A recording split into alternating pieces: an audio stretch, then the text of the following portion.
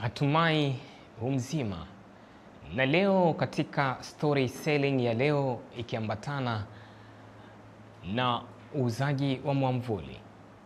Lakini katika storytelling na kwenda kukuhadithia historia ama hadithi makala inayomhusu Bob Marley. Ama wengi tunavyoweza kumfahamu kwa jina la Bob Marley, lakini yeye jina lake halisi ni Robert Nesta Marley Barney Selassie. Huyu hakika alikuwa ni jemedari wa reggae ulimwenguni kote.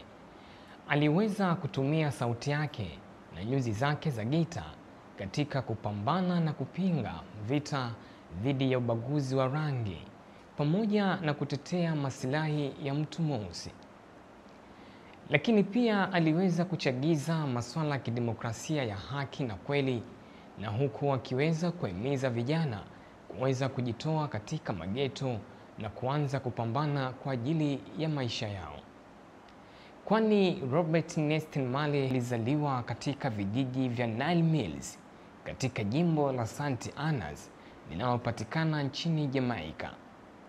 Na yeye alizaliwa mnamo wa tarehe 5 ya mwezi wa pili ya mwaka 1945, lakini ilipofika tarehe ya 11 ya mwezi wa tatu ya mwaka 1981 alifariki dunia huku akiwa na umri wa miaka 36. Kupitia miaka hiyo 36 aliyokuwa nayo, Bob Marley aliweza kabisa kuweza kutambulika na kufahamika ulimwenguni kote kutokana tu na sauti yake nzuri iliyobeba mamlaka pamoja na nyuzi zake za gita. Hakika yeye alikuwa ni mpambanaji wa geto wa kweli kweli. Aliweza kuwahimiza vijana na kuumiza uongozi na kupinga masuala ya ubeberu, na huku akionyesha ukombozi dhidi ya mtu mweusi.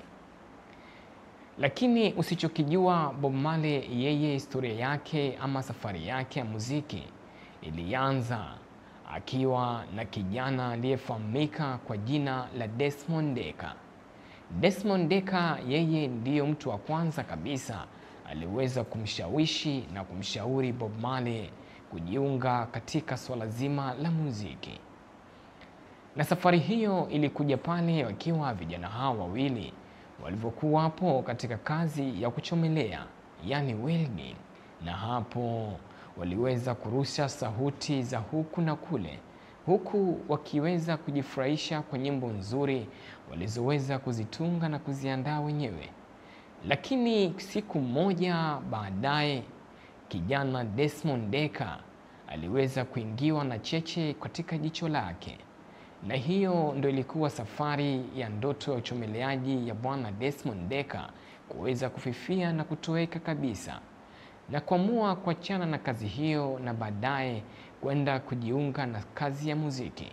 Na huyo ndiye aliyeweza kumshauri Bob Marley kujiingiza katika masuala ya muziki, na hapo ndipo walivyoweza kumuunganisha na Jimmy Cliff, ambapo huyo Jimmy Cliff alikuwa akimiliki studio za Beverly, na hiyo ndio ilikuwa safari ya muziki wa Bob Marley, jabari wa reggae ulimwenguni kote. Na mimi nilikuletea masimulizi haya nilikuwa ni Morris Samson, lakini katika story selling leo tupo na mwamvuli, ambao mwamvuli huu unapatikana katika ofisi zetu zinazopatikana Mikocheni B.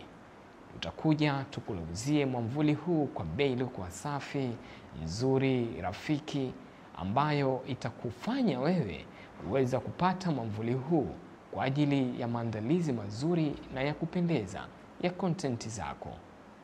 Nasema acha kujipoteza, jamii na kuhitaji.